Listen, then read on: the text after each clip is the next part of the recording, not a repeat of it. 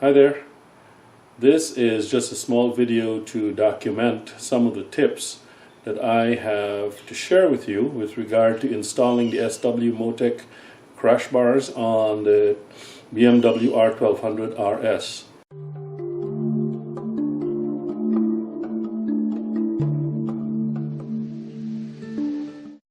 I've had these bars for some time now and never did get around to installing them because of the heat here in Houston.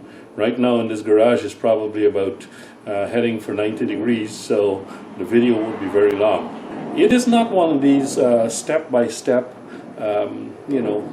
wrenching videos where I install it in front of you. The bars are already installed, but I just wanted to point out a few things that you might want to bear in mind when doing your installation, and some of my thoughts on this particular crash bar design. There are videos on YouTube about how to install this, although none of them speak about installing it on an RS. They all talk about installing it on a GS. Very similar, but not the same.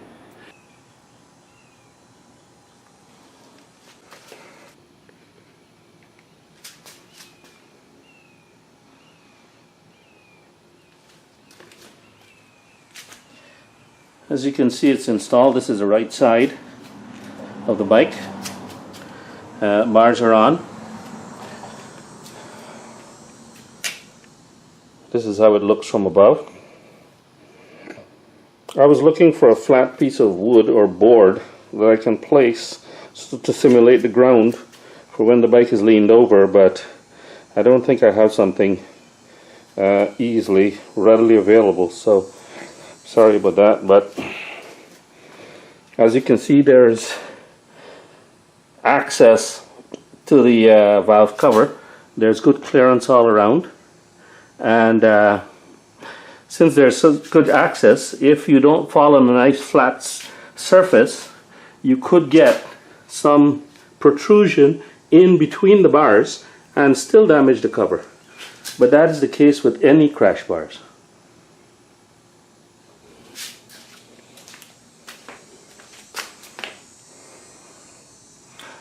This is the left side. Again, you can see that they're proud of the cylinder covers, the valve covers.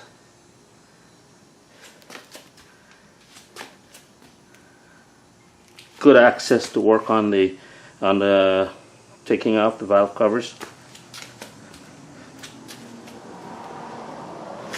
This is the view from behind.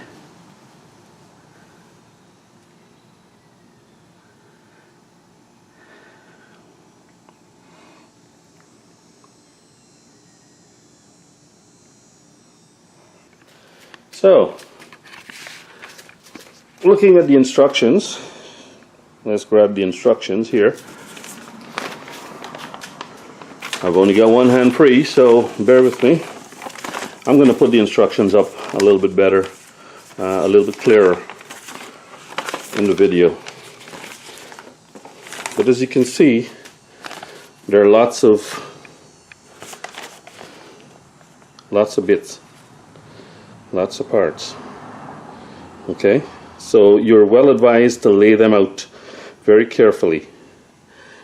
On the instructions part here, you can see in the right hand column Newton meters. That's the torque for each one of these types of bolt supplied. Okay, so you see this is a very long bolt that passes through from the left side to the right side of the frame. So let me show you where that bolt is. That bolt is right here. There's this bolt, and there's a spacer here. Okay, now that bolt replaces this one.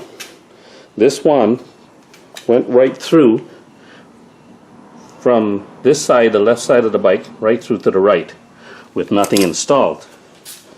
Okay, so first thing that you have to do is to take that bolt out.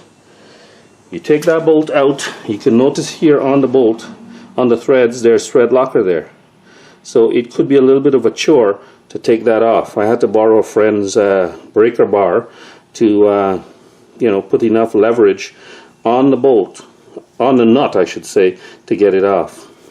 But while I've got this here, let me just show you. This nut has got the washer attached to it. Okay? And the head is like that, so it has a built-in flat surface to simulate the washer. And of course you've got to get the appropriate size Torx head. I had to go buy, I think it's a 55, T55. There are a couple other bolts here. This bolt comes out from here on both sides. Okay, so it comes from this location. Again, this bolt, you can't get the washer off. And the significance of this is that the instructions say that you have to reuse the hardware. So, looking at the instructions again, and while I've got it up, this is the right side. So these are all the parts for the right side, and those are the pictogram. That's the pictogram showing you all the parts that you have to use. That's good. So here it shows, sorry about that, here it shows that you must original part. You see where that big long bolt goes through? Original part. What original part? You can't use an original part there. So you have to go and buy that washer. You better buy two, because you need one for each side. Okay? It says reuse the original part. And I believe, yes, there's the other side. Original part. So that's the first anomaly in the instructions for the installation of these crash bars.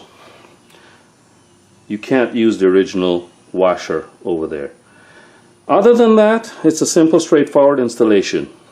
So the crash bars here, this thing here, it comes with a nice stick here to protect this, which is a really nice touch. As you can see, the welds are kind of nice, pretty good welds. Underneath, I don't know if you can see that, but underneath there's a bar connecting the two mounting locations. So those are the two lower legs of the crash bars, and they're bolted on to the engine in such a way that this is a soft connection here. It's not going directly from here to that. You see, there is a little bit of a flat bar tab here and a flat bar tab type arrangement right there. Likewise, at the top, underneath there, there's that flat bar type arrangement right there too. What this means is that there's no direct hard connection at any one of these points to the engine. They're all connected via this bendable, soft linkage that will absorb some of the force as you get that impact on the crash bars. That's very good because it lessens or it ameliorates some of the load going into the engine block. Installation of the crash bars is pretty straightforward. First of all, be careful and take out this bolt. Okay, you put a socket on this side and you put your breaker bar or whatever you use on the other side here. There are two sizes of hex head. The nut is a little bit larger than the head. I forget what sizes they are right now, but you'll have two sockets that'll fit. You need metric, of course. So you wrench on this side, you hold the other side still, and then you take it off. Take it right off, take it completely out. Then you can just proceed with your installation. I'm on the right side of the bike now.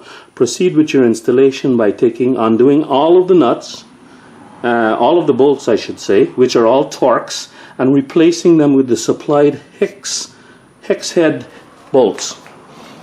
Okay, they're all galvanized, or not galvanized, but they have a nice chrome finish. Again, this is the right side showing the linkage right there at the top right, and there is the bottom right in the front. I don't know if you can see that, but it's there. So you undo all of the bolts as required, and then what you want to do, what I did, was I put it in place. I started with the left side, okay? I started with this side, so all of the bolts were out. So there was nothing there. Oh, by the way, I had my X-head protectors here. Guess what? It follows right underneath here. Okay? Follows right under here. There's no gap when the X-heads are there. So you have to take the Machine Art Moto X-heads off before you want to install these SW-Motech crash bars.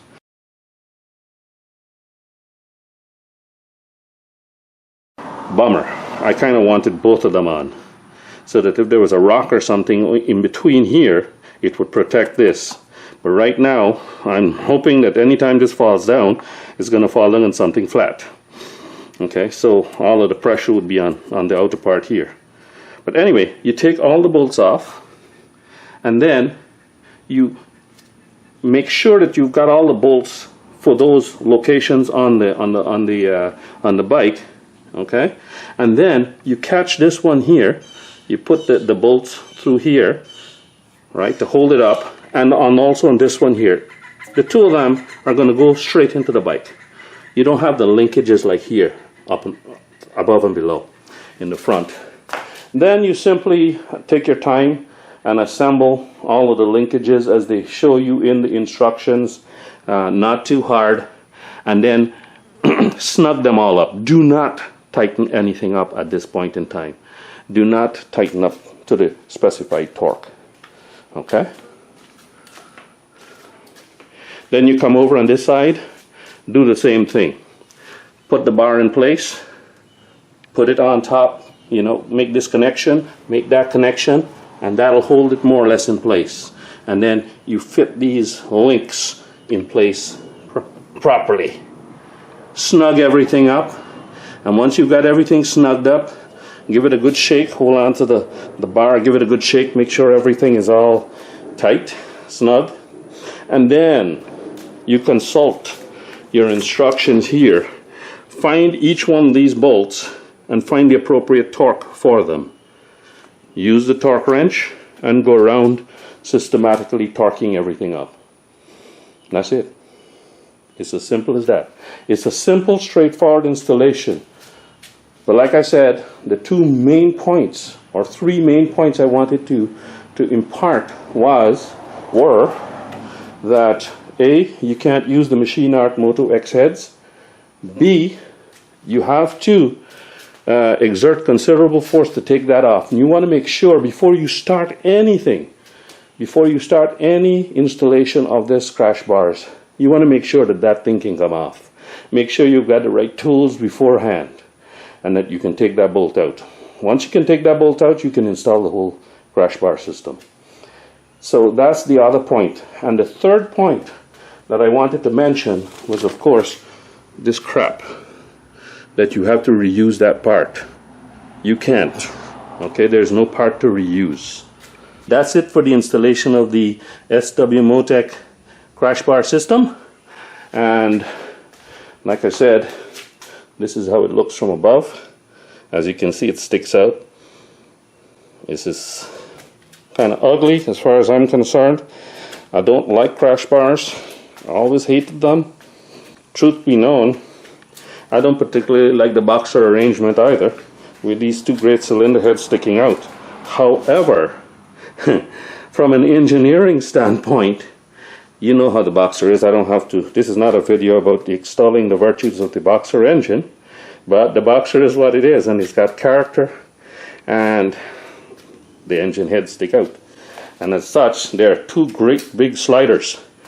So rather than the bike sliding on the cylinder heads or on the valve covers, we want them to slide on these crash bars. So there you have it.